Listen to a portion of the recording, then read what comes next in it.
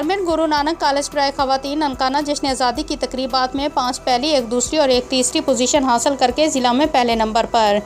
पाकिस्तान के जश्न आज़ादी डायमंड जुबली की तकरीबात के सिलसिला में हुकूमत पंजाब की जानब से ज़िली सतह पर मुख्तलिफ़ किस्म के हमनिसाबी सरगर्मियों के मुकाबला जात करवाए गए, जिनमें नात, किरत, पेंटिंग, स्केच, ड्रामा, मजमून नवीसी, तकरीर के मुकाबला जात शामिल हैं।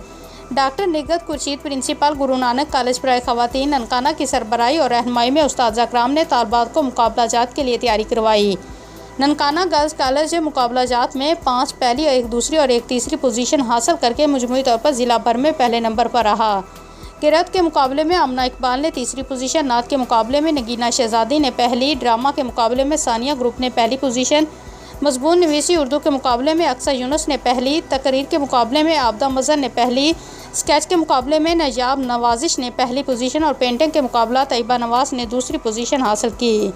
तकरीबात के सिलसिले में कॉलेज में सब्ज़ लाली परचम लहरा रहे हैं। 75वीं सालगिरह के मौके पर जश्न आज़ादी के सिलसिला में झंडा लहराया गया, केक काटा गया और पाकिस्तान की तरक्की, खुशहाली और सालमियत के लिए दुआ की गई।